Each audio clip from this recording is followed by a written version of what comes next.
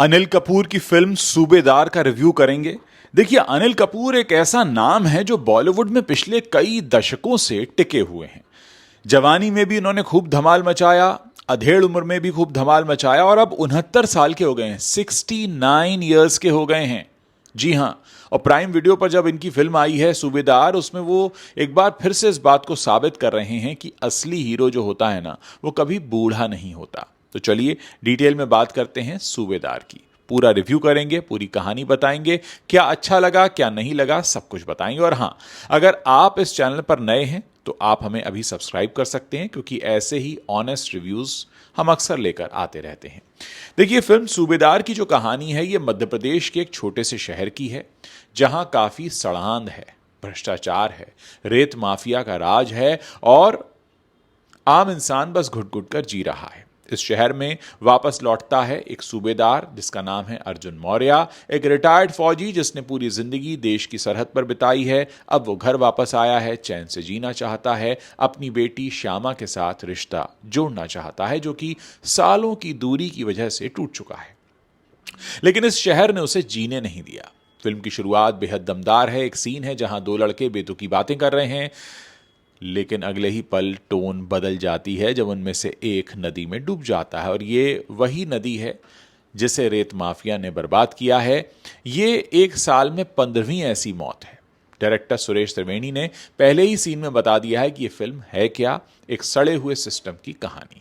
Gangs of Wasseypur और सोनचरिया जैसी फिल्मों की याद आपको आ सकती है इस फिल्म की शुरुआत में ही। अब बात करते हैं अनिल कपूर की, और यकीन मानिए ये उनके करियर की बिल्कुल एक अलग ही परफॉर्मेंस दिखाई दे रही है। कोई लाउड डायलॉग्स नहीं है, कोई ओवर एक्टिंग नहीं है, बस एक थका हुआ, अनुशासित, अंदर से टूटा हुआ इंसान फौजी। उनके चेहरे पर एक बात है, जबड़े को खींचकर रखते हैं, शांत आंखें हैं जिनमें आग बरस रही है। सूबेदार अर्जुन मौर्य सड़क पर पड़ा नींबू हटाता है स्वच्छ भारत की खातिर। गाड़ी में बैठे इंसान का सीट बेल्ट ना हो तो गाड़ी स्टार्ट नहीं करता, बिल्कुल खाली सड़क पर भी सिग्नल तोड़ने से मना कर देता है। ये आदमी रूल्स का गुलाम है और यही उसकी ताकत भी है और यही उसकी तकलीफ भी है, क्योंकि जिस दुनिया में वो रह रहा है वहां रूल्स का तो कोई मतलब नहीं है। शहर में हुकूमत चला रही हैं बबली दीदी, जिसे मोना सिंह ने निभाया है। जेल में बैठकर पूरे इलाके को कंट्रोल करती हैं उसका भाई प्रिंस, जिसे आदित्य रावल ने प्ले किया है। ये शहर के असली खलनायक हैं, बिगड़ैल, घमंडी, क्रूर। आदित्य रावल को देखकर लगेगा कि इस लड़के ने विलन का रोल पहले कभी किया नहीं था, लेकिन इस बार तो एकदम कमाल कर दिया है। प्रिंस के लिए ना नाम का शब्द एग्जिस्ट नहीं करता और उसकी यही हरकतें धीरे धीरे अर्जुन मौर्य के अंदर के तूफान को जगाने लगती हैं। राधिका मदान ने श्यामा का रोल प्ले किया है। अर्जुन मौर्य यानी अनिल कपूर की बेटी बनी है, एक ऐसी लड़की जो हार नहीं मानती, जो लड़ती है, जो गिरती है लेकिन उठती है। उनकी और अनिल कपूर की केमिस्ट्री इस फिल्म का इमोशनल दिल है।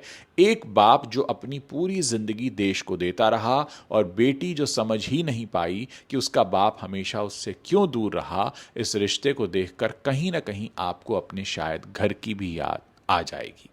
सौरभ शुक्ला हैं अर्जुन के दोस्त प्रभाकर के रोल में, और सौरभ शुक्ला का नाम लेकर उनकी एक्टिंग एनालाइज करना ये तो बेइज्जती होगी कि हम उनका नाम लेकर ये कहें कि उन्होंने कुछ खास काम नहीं किया है। कम आए हैं स्क्रीन पर, लेकिन जब भी आते हैं तो आपके चेहरे पर मुस्कान लाते हैं, कभी कभी आपकी आंखें नम भी होती हैं। फैजल मलिक, जिन्हें आप पंचायत के प्रहलाद चा के नाम से जानते हैं, यहाँ सॉफ्टी के रोल में हैं और उनका नाम देखकर आप उन्हें भूल नहीं पाएंगे। आप फिल्म देखने के बाद भी उनको याद करेंगे। अब बात करते हैं कहानी के उस मोड़ की जब अर्जुन का सब्र टूटता है। पूरे फर्स्ट हाफ में वो अपने आप को खुद को रोक के रखता है, प्रिंस को मौका देता है पीछे हटने का, बबली दीदी को भी पूरा मौका देता है, लेकिन जब हद पार होती है, जब उसकी बेइज्जती होती है, जब उसके अपनों को नुकसान पहुंचाया जाता है, तो अर्जुन मौर्य फिर वो नहीं रहता जो वो पहले दिख रहा था। डेंजल वॉशिंगटन की द इक्वलाइजर आपको याद आ जाएगी, बिल्कुल वैसा ही एक रिटायर्ड आदमी, लेकिन जब वो जागता है तो तबाही मचा देता है। एक्शन सीक्वेंसेस जबरदस्त हैं, ब्रूटल हैं, रियल लगते हैं, असली गुस्से का विस्फोट इसमें दिख रहा है। लेकिन अब बात करते हैं फिल्म के उस हिस्से की जो थोड़ा कमजोर रहा है, और यहां ये बताना जरूरी है क्योंकि ये एक ऑनेस्ट रिव्यू है। इसलिए फिल्म का जो दूसरा हाफ है वो थोड़ा आपको खिंचा हुआ लगेगा। जो कहानी आम आदमी की थी, जो शुरू में दिखाया गया था कि ये पूरे इलाके के लोगों की लड़ाई है, वो कहीं पीछे छूट जाती है। फिल्म सिर्फ अनिल कपूर का एक्शन शोकेस बनकर रह जाती है। क्लाइमैक्स ज़रूरत से ज़्यादा लंबा है। अगर थोड़ी सी एडिटिंग टाइट होती तो फिल्म और ज़्यादा क्रिस्प बनती। मोना सिंह का रोल अंडर रिटन है। उन्होंने जो भी मिला उसे उसमें कमाल किया उन्होंने, लेकिन उनका किरदार उतना डेवलप हुआ नहीं है जितना कि हो सकता था। और एक बात जो थोड़ी खटकती है कि फिल्म पूरी तरह अर्जुन मौर्य की इमेज बनाने में इतना ज़्यादा जुट जाती है कि जो पीड़ित लोग थे, जिनके लिए लड़ाई लड़ी जा रही थी, वो बस बैकग्राउंड में सिमट कर रह जाते हैं।